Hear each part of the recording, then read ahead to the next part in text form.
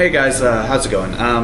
Listen, before I start the main video you're about to see for this new show I created, I want to say this. I was seriously thinking about closing my YouTube account. This one in particular, I don't know, I just felt that nobody was watching and I didn't think people liked my videos.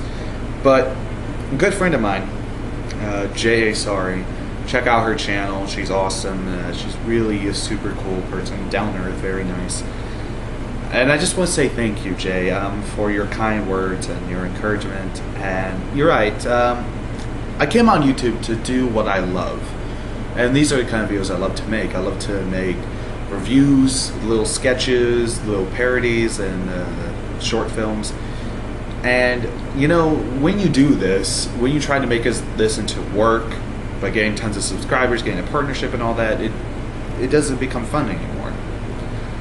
So I just want to say thank you, and from now on I'm going to make the videos that I want to make just for fun, and if you guys like it, you know, I hope you enjoy them. If you guys don't, then don't watch them. No one's forcing you to. So yeah. I just want to say thank you, Jay. You're a super nice, super awesome person, and this video is dedicated to you. And just thank you very much, and I hope you guys enjoy the following video.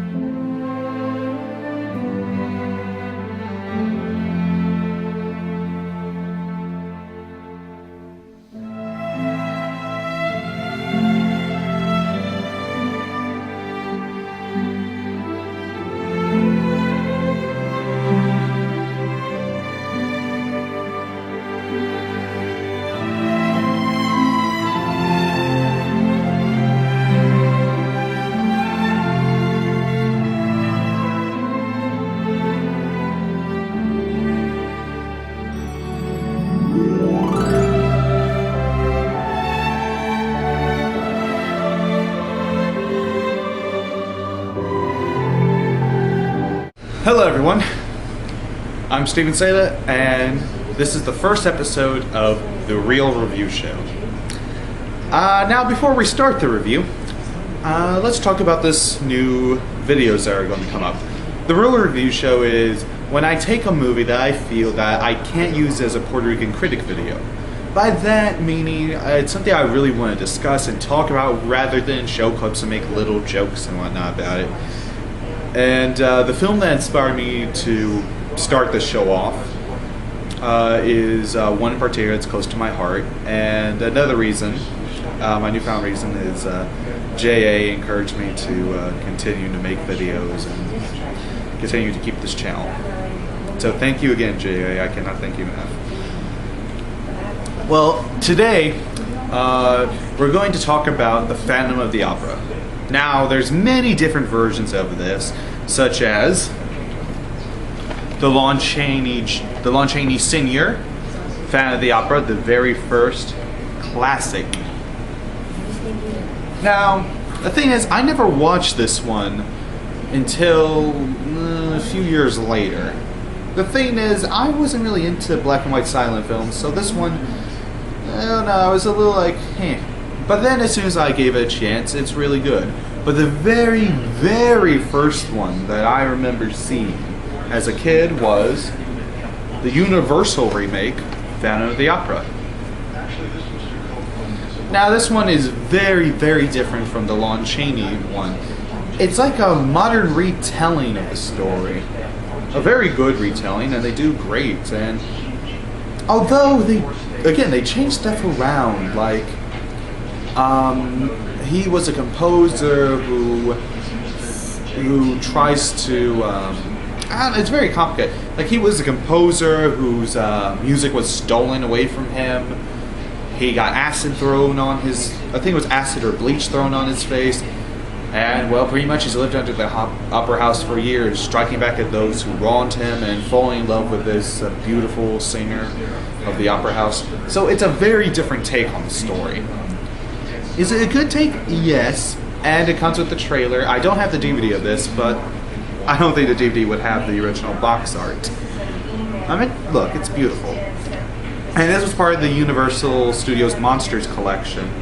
I'm thinking about going out there and getting more of these tapes because I really enjoy them. And this one comes with the trailer.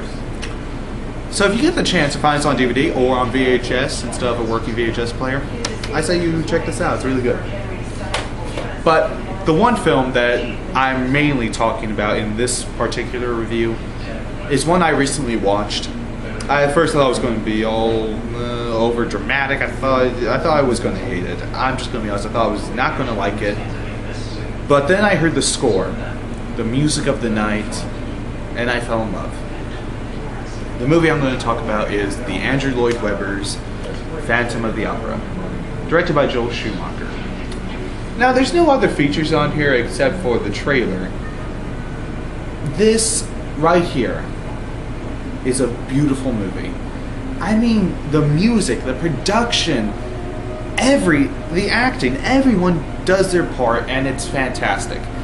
And this is more of an opera, not really a musical. I mean, throughout almost all the time, there's more singing than there is actual dialogue. I mean, every now and then there will be a rare occasion where someone would talk, but most of it is music, and the music is simply beautiful. The story is really compelling, and the backstory on the Phantom is very heartbreaking to me. The Phantom, as a child, he was part of a traveling circus called the Devil's Child, and the circus ringmaster would beat him, humiliate him, take off his mask, his hood they hid his face under, and everyone would laugh, call him freak, monster, mutant, throw things at him. And when he finally got back at him, this one girl that showed him all compassion ran with him, ran away to the basement of the opera house, and ever since then the Phantom's lived under there. And he has his eyes set on a beautiful singer, Christine. And from that point on, he believes that only she can make his song take flight. And ever since then, some people end up dying, accidents end up happening at the theater, all for Christine. It's a beautiful, beautiful story. And to be honest, out of all the adaptations, there's many of them, this one is my favorite. This one's my absolute favorite. Out of all the adaptations of the story, this one right here is the best. And yes, I'm going to make a bold statement here. I think it's better than the Lon Chaney Sr. Phantom of the Opera, and even this one. I mean, both of these are good in their own right, but I don't know, they cannot hold a candle to this. And the thing is, I never really saw the Phantom as a villain. I just saw him more as a broken individual who doesn't know where he's going, who's lost. That's how I saw him as. And in this one, it really shows him as a very sad, traumatic anti-hero or villain. It's really, really sad. And one of my favorite moments in this, it's close to the end. It's where he lets Christine and her fiancé go. It's a really subtle scene, very subtle and very beautiful. The Phantom is looking at a music box, and he's very broken. You can tell he's heartbroken, and he's singing a reprise to Masquerade. Christine comes in and gives him the ring, and very broken-hearted, he says, "Christine, I love you." That scene alone got me teary-eyed. There's many, many moments in this movie that really got me teary-eyed, and that I enjoyed. Now, a lot of people don't like this because they say it doesn't compare well to the stage play, and I'm like, no, listen, this is a movie. They have done so much more in the movie than what they could have done versus on the stage, on Broadway, and that usually happens. And Joel Schumacher, whose recent work hasn't particularly been good, like the number 23. That was terrible. And of course, some of you will know him for making the cult classic The Lost Boys. Yeah, The Lost Boys, good movie. Or infamously for directing Batman Forever and Batman and Robin, the two worst superhero movies ever made. But this one He did fantastic. The vision, the artwork, everything about this is very bright. Like when it goes to the opera scenes, it's very bright and beautiful.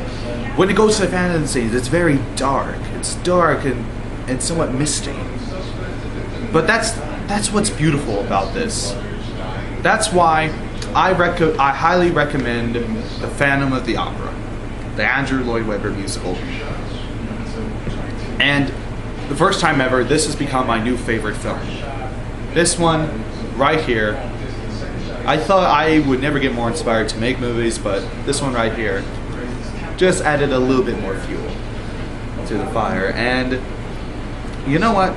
I'm going to say this right now, and some of you might not like it, but I'm going to give this the highest rating possible.